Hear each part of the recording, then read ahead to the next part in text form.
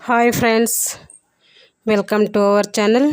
ನಾನು ಇವತ್ತಿನ ತರಗತಿಯಲ್ಲಿ ದಕ್ಷಿಣ ಭಾರತದ ರಾಜವಂಶವಾದಂತಹ ರಾಷ್ಟ್ರಕೂಟರ ಬಗ್ಗೆ ಇವತ್ತಿನ ತರಗತಿಯಲ್ಲಿ ನೋಡೋಣ. ಇದು ದಕ್ಷಿಣ ಭಾರತದ ಒಂದು ಮನೆತನವಾಗಿರುತ್ತದೆ. ಬಾದಾಮಿ ಚಾಳುಕ್ಯರ ಸಾಮ್ರಾಜ್ಯದ ನಂತರ ರಾಷ್ಟ್ರಕೂಟರ ಆಳ್ವಿಕೆ ಏನಾಗುತ್ತೆ ಅಂದರೆ ಪ್ರಾರಂಭವಾಗ್ತೈತಿ. ಅಂದರೆ ಬಾದಾಮಿ ಚಾಲುಕ್ಯರ ಸಾಮ್ರಾಜ್ಯ ಅಂತ್ಯವಾದ ನಂತರ ರಾಷ್ಟ್ರಕೂಟರ ಆಳ್ವಿಕೆ ಏನಾಗುತ್ತೆ ಆ ಜಾಗದಲ್ಲಿ ಪ್ರಾರಂಭವಾಗ್ತೈತೆ.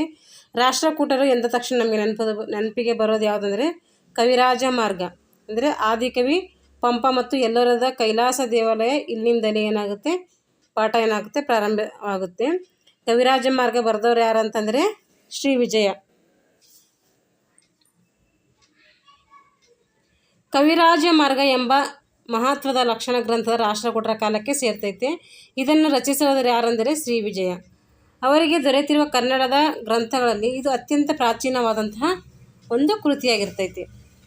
ಇದರ ಕಾಲ ಎಷ್ಟಪ್ಪ ಅಂತಂದರೆ 9ನೇ ಶತಮಾನ. ಇದು ರಾಷ್ಟ್ರಕೂಟರ ಲಾಂಛನದ ಚಿತ್ರ. ಇದು ಯಾವುದು?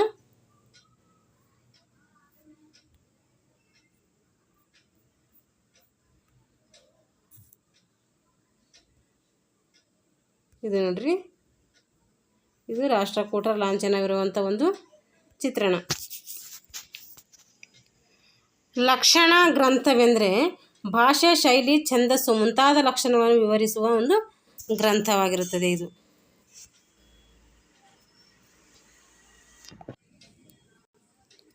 ಸಂಸ್ಕೃತಕ್ಕೆ ವಾಲ್ಮೀಕಿ ಹೇಗೆ ಆದಿಕವಿಯೋ, ಅಂದರೆ ಸಂಸ್ಕೃತ ಒಂದು ಕೃತಿ ಬರೆದಂತಹ ಸಂಸ್ಕೃತ ಒಂದು ಭಾಷೆಗೆ ಅಲ್ಲಿ ಮುಖ್ಯವಾಗಿ ಆದಿಕವಿ ಯಾರಾಗಿದ್ದರು ಅಂದರೆ ವಾಲ್ಮೀಕಿ ಆಗಿರ್ತಾನೆ. ಹಾಗೆ ಕನ್ನಡಕ್ಕೆ ಒಬ್ಬ ಆದಿಕವಿ ಇದ್ದಾನೆ. ಅವನು ಯಾರಪ್ಪ ಅಂತಂದರೆ ಅವನೇ ಪಂಪ. ಪಂಪನ ಕಾಲಕ್ಕೆ ಹಿಂದೆ ಕನ್ನಡದಲ್ಲಿ ರಚನೆಯಾಗಿರುವ ಕಾವ್ಯಗಳು ನಮಗೆ ಇದುವರೆಗೂ ಕೂಡ ಇನ್ನೂ ದೊರಕಿಲ್ಲ, ಅಂದರೆ ಮಾಹಿತಿ ಸಿಕ್ಕಿಲ್ಲ ಅದ್ರ ಬಗ್ಗೆ. ವಿಕ್ರಮಾರ್ಜುನ ವಿಜಯ ಪಂಪನ ಮಹಾಕಾವ್ಯ. ಪಂಪನ ಮಹಾಕಾವ್ಯ ಯಾವುದಪ್ಪ ಅಂದರೆ ವಿಕ್ರಮಾರ್ಜುನ ವಿಜಯ. ಇದು ಪಂಪ ಭಾರತವೆಂದು ಕೂಡ ಕರೀತಾರೆ ಇದಕ್ಕೆ. ಇದರಲ್ಲಿ ಮಹಾಭಾರತದ ಕಥೆಗಳಿದ್ದಾವೆ. ಕನ್ನಡದ ಪ್ರಮುಖ ಕವಿಗಳ ಮೇಲೆ ಪಂಪ ಬೀರಿರುವ ಪ್ರಭಾವ ಇದರಲ್ಲಿ ಅಪಾರವಾಗಿ ವ್ಯಕ್ತವಾಗಿದೆ. ಪಂಪನು ವೆಮುಲವಾಡದ ಮಾಂಡಲಿಕ ಅರಿಕೇಸರಿಯ ಆಸ್ಥಾನದಲ್ಲಿದ್ದನು. ಅಂದರೆ ಪಂಪನ ಆಶ್ರಯದಾತ ಯಾರಂದರೆ ಅರಿಕೇಸರಿ. ಅವನು ಎಲ್ಲಿದ್ದೀನಂತಂದರೆ ವೆಮಲವಾಡದ ಮಾಂಡಲಿಕನ ಆಸ್ಥಾನದಲ್ಲಿ ಇವನು ಇರ್ತಾನೆ. ಇದೇ ಕಾಲಕ್ಕೆ ಸೇರಿದಂತಹ ಇನ್ನೊಬ್ಬ ಮಹಾಕವಿ ಯಾರಪ್ಪ ಅಂತಂದರೆ ಪೊನ್ನ. ಎಲ್ಲೋರ ಮತ್ತು ಎಲಿಫೆಂಟ ಈ ದೇವಾಲಯಗಳಿವು. ಕೈಲಾಸ ದೇವಾಲಯ ಎಲ್ಲಿ ಕಂಡು ಬರ್ತದೆ ಅಂದರೆ ಎಲ್ಲೋರದಲ್ಲಿ ಕಂಡು ಬರ್ತೈತಿ. ಎಲ್ಲೋರದ ಕೈಲಾಸ ದೇವಾಲಯವು 100 ಅಡಿ ಎತ್ತರದ ಬಂಡೆಯನ್ನು ಮೇಲಿನಿಂದ ಕೆಳಕ್ಕೆ ಕೊರೆದು ಮಾಡಿರುವ ಏಕಶಿಲಾ ಮಂದಿರವಾಗಿದೆ. ಇದೇನಾಗಿದೆ ಅಂದರೆ ಒಂದೇ ಬಂಡೆಯಲ್ಲಿ ಕೊರೆದು ಮಾಡಿರುವ ಒಂದು ಏಕಶಿಲಾ ಮಂದಿರ ಇದಾಗಿದೆ. ಇದನ್ನು ನಿರ್ಮಿಸಿದ ಕೀರ್ತಿ ಯಾರಿಗೆ ಸಲ್ಲುತ್ತದೆ ಅಂದರೆ 1ನೇ ಕೃಷ್ಣನಿಗೆ ಸಲ್ಲುತ್ತದೆ. ಪ್ರಪಂಚದಲ್ಲಿ ಇಂಥದೊಂದು ವಾಸ್ತುಶಿಲ್ಪ ಇನ್ನೆಲ್ಲೂ ನಾವು ಕಾಣಕ್ಕಾಗಲ್ಲ. ಇಲ್ಲಿನ ಮೂರ್ತಿ ಶಿಲ್ಪ ವೈಭವವನ್ನು ನೋಡುವುದೇ ಕಣ್ಣಿಗೊಂದು ಹಬ್ಬದಂತೆ ಗೋಚರಿಸುತ್ತದೆ. ಮೂರ್ತಿ ಶಿಲ್ಪಗಳಲ್ಲಿ ರಾವಣನ ಕೈಲಾಸ ಪರ್ವತವನ್ನೆತ್ತುವ ಕಥಾ ಪ್ರಸಂಗವು ಏನಾಗುತ್ತೆ ಅಂದರೆ ರಮಣೀಯವಾಗಿ ಕಂಡುಬರ್ತೈತೆ. ರಾಷ್ಟ್ರಕೂಟರ ಸಾಮ್ರಾಜ್ಯದಲ್ಲಿ ಈಗಿನ ಮಹಾರಾಷ್ಟ್ರದ ಬಹುಭಾಗಗಳು ಸೇರಿದವು. ಎಲ್ಲೋರ ಹಾಗೂ ಎಲಿಫೆಂಟ ಮಹಾರಾಷ್ಟ್ರದಲ್ಲಿ ಕಂಡುಬರುವಂತಹ ಏನಾಗಿದ್ದಾವೆ ಅಂತಂದರೆ ದೇವಸ್ಥಾನಗಳು ಆಗಿದ್ದಾವೆ. ರಾಷ್ಟ್ರಕೂಟರ ಮೂರ್ತಿಶಿಲ್ಪ ಕಲಾವೈಭವವನ್ನು ಎಲಿಫೆಂಟ ಗುಹೆಯಾಲಯದಲ್ಲಿ ನಾವು ಕಾಣ್ತೀವಿ. ಎಲಿಫೆಂಟ ಮುಂಬೈ ಬಂದರಿನ ಸಮೀಪದಲ್ಲಿರುವ ಒಂದು ಪುಟ್ಟ ದ್ವೀಪವಾಗಿದೆ. ಎಲ್ಲಿ ಕಂಡು ಬರ್ತದೆ? ಇದು ಮುಂಬೈ ಸಮೀಪದಲ್ಲಿ ಕಂಡುಬರುವಂಥ ಒಂದು ಪುಟ್ಟ ದ್ವೀಪ ಇದು. ಇಲ್ಲಿನ ಭಾರೀ ಗಾತ್ರದ 3 ಮುಖಗಳ ಮಹೇಶ ಮೂರ್ತಿ ಏನಾಗಿದೆ ಅಂದರೆ ವಿಸ್ಮಯಕರದಂಥ ಒಂದು ಮೂರ್ತಿಯಾಗಿದೆ. ಇದು ಮಹೇಶ ಮೂರ್ತಿ. ಇದು ಈ ಮೂರ್ತಿ ಏನದಂತಂದರೆ ಮಹೇಶ ಮೂರ್ತಿ ಅಂಥೇಳಿ ನಾವು ಕರಿತೀವಿ. ಮಹೇಶ ಮೂರ್ತಿ ಎಲಿಫೆಂಟ ಇದನ್ನು ತ್ರಿಮೂರ್ತಿ ಎಂದು ಕೂಡ ಕರಿತೀವಿ. ಮಹೇಶ ಮೂರ್ತಿಗೆ ತ್ರಿಮೂರ್ತಿ ಅಂತಲೂ ಕೂಡ ಕರಿತೀವಿ. ಗಣ್ಯ ಚಕ್ರವರ್ತಿಗಳು ಅಂದರೆ ರಾಷ್ಟ್ರಕೂಟದ ಕಾಲದಲ್ಲಿರುವಂಥ ಗಣ್ಯ ಚಕ್ರವರ್ತಿಗಳು ಯಾರಂದರೆ ಮೊದಲನೇದು 3ನೇ ಗೋವಿಂದ. 3ನೇ ಗೋವಿಂದನು ರಾಷ್ಟ್ರಕೂಟ ಸಾಮ್ರಾಟರಲ್ಲಿ ಅತಿ ಗಣ್ಯ ಅಂದರೆ ಅತಿ ಪ್ರಸಿದ್ಧವಾದಂಥ ವ್ಯಕ್ತಿ. ಇವನನ್ನು ದಕ್ಷಿಣ ಭಾರತ ಎಲ್ಲೆಡೆ ಪ್ರಭುತ್ವ ಸಾಧಿಸಿದನು. ಮುಂಬೈ ಹಿಮಾಲಯದ ತಪ್ಪಲಿನವರೆಗೂ ತನ್ನ ಸೈನ್ಯದೊಂದಿಗೆ ಜಯಭಾರಿ ಬಾರಿಸುತ್ತಾ ಮುನ್ನಡೆದನು.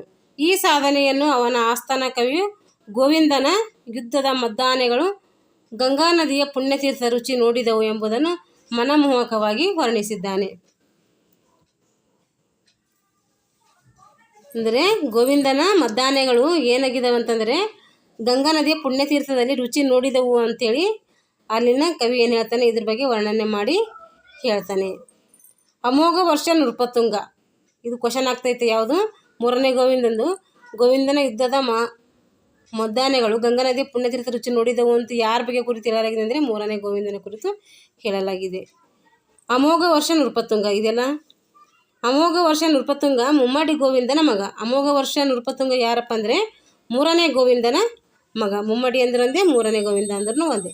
ಪಟ್ಟಾಭಿಷೇಕವಾದಾಗ ಇವನು 14ರ ತರುಣ. ಇವನಿಗೆ ಏನು ಮಾಡ್ತಾರೆ, ಪಟ್ಟಾಭಿಷೇಕ ಮಾಡಿದಾಗ ಎಷ್ಟು ವರ್ಷದವನು ಇರ್ತಾನೆ ಅಂದರೆ ಇವನು 14 ವರ್ಷದವನು ಇರ್ತಾನೆ. ಇವನು 60 ವರ್ಷಗಳಿಗಿಂತಲೂ ಹೆಚ್ಚು ಕಾಲ ಆಳ್ವಿಕೆ ಮಾಡ್ತಾನೆ. ಸ್ವತಃ ವಿದ್ವಾಂಸನಾಗಿದ್ದ. ಶ್ರೀವಿಜಯನ ಅವನ ಆಸ್ಥಾನದಲ್ಲಿರುವಂಥ ಒಬ್ಬ ವಿದ್ವಾಂಸ ಆಗಿದ್ನು. ಶ್ರೀವಿಜಯ ಇವನ ಆಸ್ಥಾನದಲ್ಲೇ ಇದ್ನು. ಯಾರ ಆಸ್ಥಾನದಲ್ಲಿ ಅಂದರೆ ಅಮೋಘ ವರ್ಷನ ಆಸ್ಥಾನದಲ್ಲಿ ಕಂಡುಬರ್ತಾನೆ.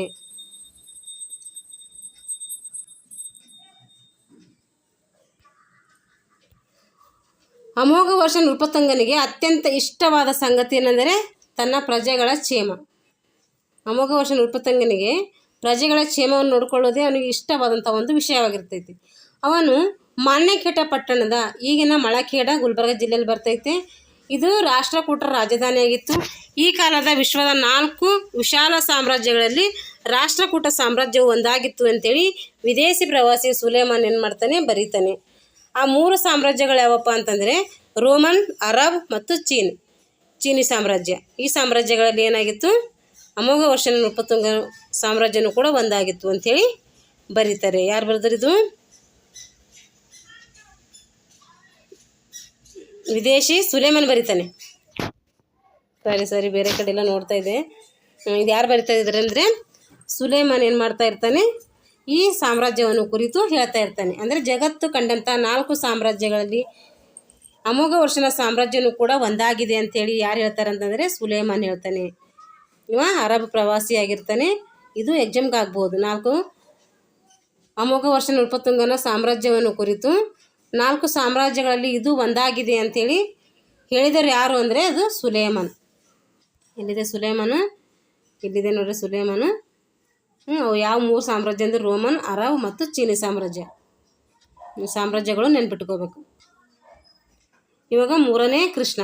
ಅವಾಗ ಹೇಳಿದ್ದು 3ನೇ ಗೋವಿಂದ ಅಂತ ಹೇಳಿದ್ದು. 3ನೇ ಗೋವಿಂದ ಆಗಿನ ಮೇಲೆ ಅಮೋಘ ವರ್ಷ ಆಗಿನ ಮೇಲೆ 3ನೇ ಕೃಷ್ಣ ಬಗ್ಗೆ ನೋಡೋಣ. 3ನೇ ಕೃಷ್ಣನ ಕಾಲದಲ್ಲಿ ರಾಷ್ಟ್ರಕೂಟ ಸಾಮ್ರಾಜ್ಯ ಮತ್ತೊಮ್ಮೆ ಭಾರತ ರಾಜಕೀಯದಲ್ಲಿ ಏನಾಯ್ತಂದರೆ ಅಗ್ರಗಣ್ಯ ಅಂದರೆ ಶ್ರೇಷ್ಠ ಸ್ಥಾನವನ್ನು ಪಡ್ಕೊಳ್ತೈತಿ. ಕೃಷ್ಣನು ಚೋಳರನ್ನು ಪರಾಜಯಗೊಳಿಸಿ ರಾಮೇಶ್ವರದವರೆಗೂ ತನ್ನ ಸೈನ್ಯವನ್ನು ಜಯಭಾರಿ ಹಾರಿಸುತ್ತಾ ಸಾಗಿ ಅಲ್ಲೊಂದು ವಿಜಯಸ್ತಂಭವನ್ನು ದೇವಾಲಯವನ್ನು ಸ್ಥಾಪಿಸ್ತಾನೆ. ಆತನು ಪಾಂಡ್ಯಚೇರನ್ನು ಸೋಲಿಸಿದನಲ್ಲದೆ ಸಿಂಹಳದ ಅರಸನಿಂದ ಕಪ್ಪು ಕಾಣಿಕೆಯನ್ನು ಕೂಡ ಸಂಗ್ರಹಿಸ್ತಾನೆ. ಇಷ್ಟೇ ಅಲ್ಲ, 3ನೇ ಗೋವಿಂದನು ಉತ್ತರ ಭಾರತದಲ್ಲಿ ಅತ್ಯಂತ ಯಶಸ್ವಿಯಾಗಿ ದಂಡಯಾತ್ರೆಯನ್ನು ನಡೆಸ್ತಾನೆ. ಕವಿ ಪೊನ್ನ ಕೃಷ್ಣನ ಆಶ್ರಯ ಪಡೆದಿದ್ದನು. ಈ 3ನೇ ಕೃಷ್ಣನ ಆಸ್ಥಾನದಲ್ಲಿ ಯಾರಿದ್ರು ಅಂದರೆ ಪೊನ್ನ ಕವಿ ಇರ್ತಾನೆ. 3ನೇ ಕೃಷ್ಣನ ಆನಂತರ ರಾಷ್ಟ್ರಕೂಟರ ಆಳ್ವಿಕೆ ಏನಾಗುತ್ತೆ, ಅವನತಿ ಅಂದರೆ ನಾಶ ಹೊಂದುತ್ತಾ ಹೋಗ್ತಾ ಇರ್ತೈತಿ. ಇವಾಗ ಇದು 6ನೇ ತರಗತಿದಾಯಿತು. ಇವಾಗ 8ನೇ ತರಗತಿದು ರಾಷ್ಟ್ರಕೂಟರ ಬಗ್ಗೆ ನೋಡೋಣ. ಇದು 8ನೇ ತರಗತಿಯಲ್ಲಿರುವ ಮಾನ್ಯಖೇಡದ ರಾಷ್ಟ್ರಕೂಟರ ಬಗ್ಗೆ ನೋಡೋಣ. ರಾಷ್ಟ್ರಕೂಟರು ಇವರು ಸಾಮಾನ್ಯ ಶಕ 753ರಿಂದ ಸಾಮಾನ್ಯ ಶಕ 973ರವರೆಗೆ ಏನು ಮಾಡ್ತಾರೆ, ಆಳ್ವಿಕೆಯನ್ನು ಮಾಡ್ತಾರೆ. ರಾಷ್ಟ್ರಕೂಟರು ಕನ್ನಡಿಗರು. ಇವರು ರಾಷ್ಟ್ರಕೂಟರೊಬ್ಬರು ಕನ್ನಡಿಗರು, ಕನ್ನಡ ನಾಡಿನಲ್ಲಿ ಸಾಮ್ರಾಜ್ಯವನ್ನು ಮಾಡಿದರು ಅಂತ ಅರ್ಥ. ಪ್ರಾರಂಭದಲ್ಲಿ ಚಾಳುಕ್ಯರ ಸಾಮಂತರಾಗಿದ್ದರು. ಪ್ರಾರಂಭದಲ್ಲಿ ಏನು ಮಾಡ್ತಿದ್ದರು, ಚಾಳುಕ್ಯರಿಗೆ ಸಮಾಂತರವಾಗಿ ಅಂದರೆ ಅವರಿಗೆ ಅಧೀನವಾಗಿ ಕೆಲಸವನ್ನು ಮಾಡ್ತಾಯಿದ್ರು. ಆನಂತರ ಸ್ವತಂತ್ರವಾಗಿ ದಕ್ಷಿಣದ ವಿಸ್ತಾರವಾದಂಥ ಸಾಮ್ರಾಜ್ಯದ ಒಡೆಯರಾಗಿ ಪ್ರಸಿದ್ಧರಾದರು. ಕನ್ನಡ ನಾಡಿನ ಇತಿಹಾಸದಲ್ಲಿ ರಾಷ್ಟ್ರಕೂಟರ ಯುಗ ಏನಾಗುತ್ತೆ ಅಂದರೆ ಒಂದು ಪ್ರಮುಖವಾದ ಯುಗವಾಗಿದೆ. ಕರ್ನಾಟಕ ಸಾಮ್ರಾಜ್ಯದ ವೈಭವವನ್ನು ಉತ್ತಂಗಕ್ಕೆ ಒಯ್ದಂಥ ಕೀರ್ತಿ ಇವರಿಗೆ ಸಲ್ತೈತೆ.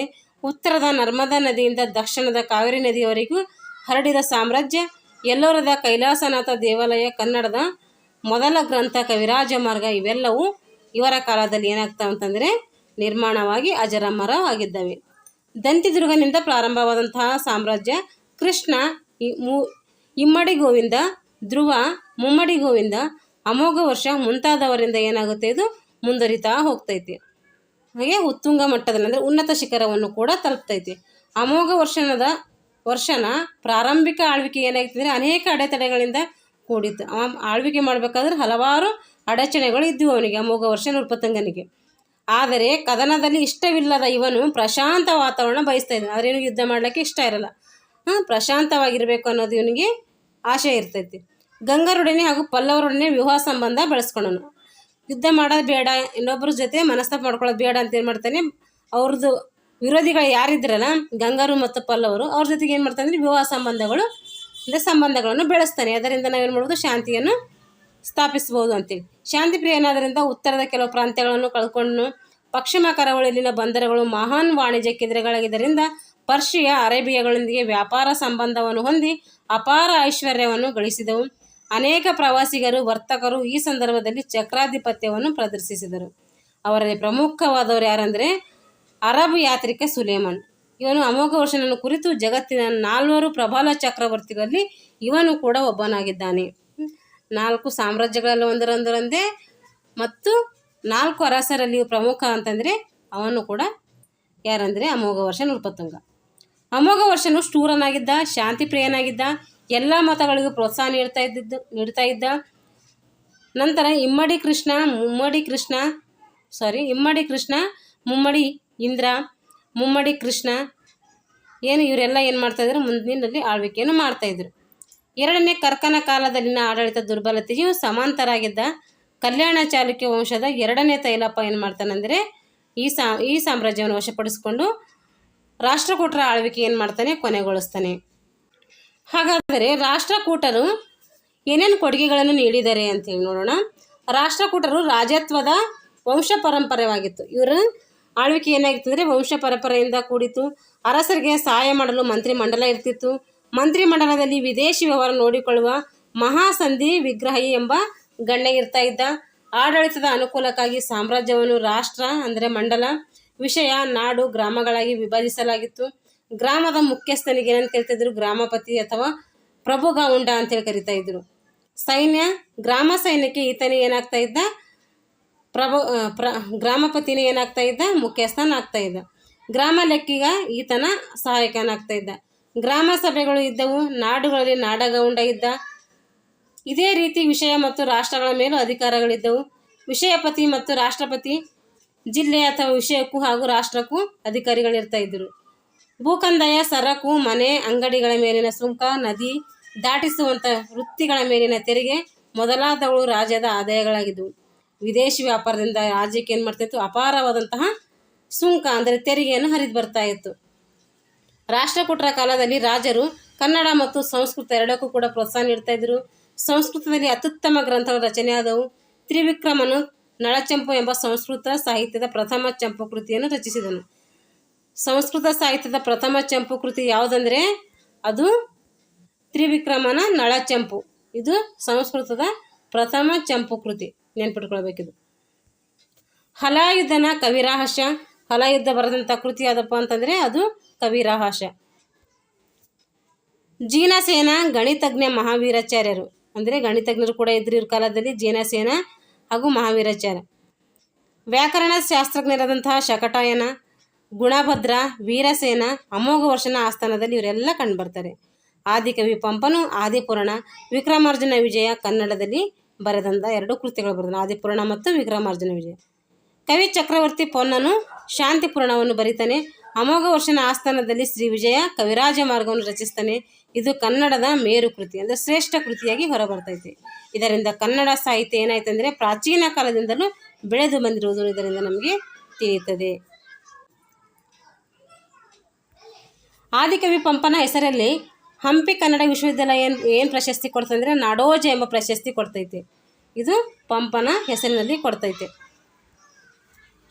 ಕರ್ನಾಟಕದ ಹಿರಿಯ ಸಾಧಕರಿಗೆ ನೀಡುತ್ತಾ ಬಂದಿದೆ. ಈ ಪ್ರಶಸ್ತಿ ಯಾರಿಗೆ ನೀಡ್ತಾರೆ ಅಂದರೆ ಕರ್ನಾಟಕದ ಹಿರಿಯ ಸಾಧಕರಿಗೆ ನೀಡ್ತಾ ಬರ್ತಾರೆ.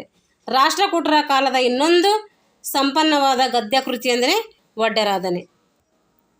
ಇನ್ನೊಂದು ಕೃತಿ ಯಾವುದಪ್ಪ ಶ್ರೇಷ್ಠ ಕೃತಿ ಅಂದರೆ ಅದು ಒಡ್ಡರಾಧನೆ. ಶಿವಕೋಟ್ಯಾಚಾರ್ಯ ಇದರ ಕರ್ತೃ. ಒಡ್ಡರಾಧನೆ ಬರೆದಂಥವ್ರು ಯಾರಪ್ಪ ಅಂದರೆ ಶಿವಕೋಟ್ಯಾಚಾರ್ಯ. ಇದು ಜೈನ ಮತದ ಕಥೆಗಳ ಸಂಗ್ರಹ.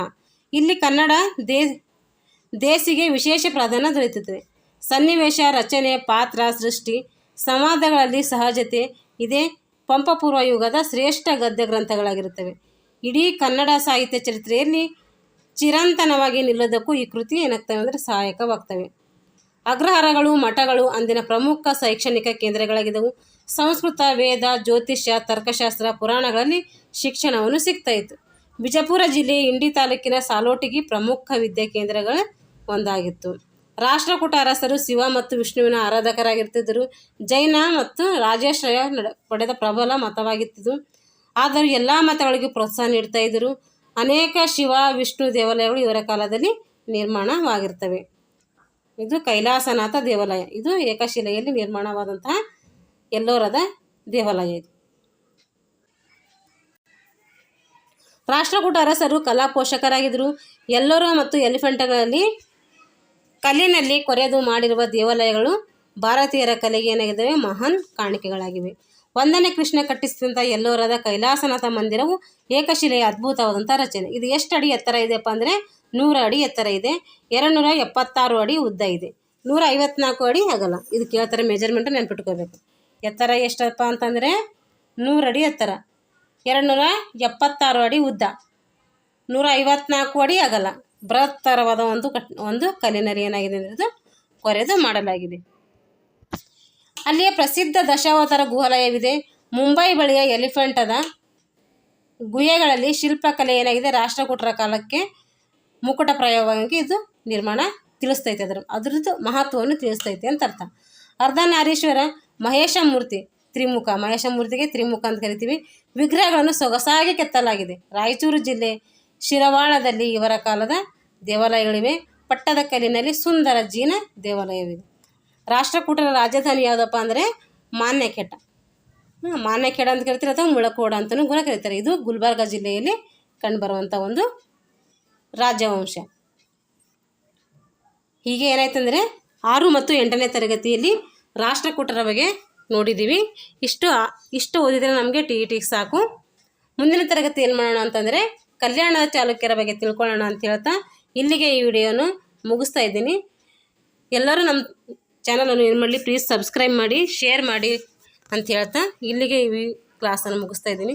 Thanks for watching all.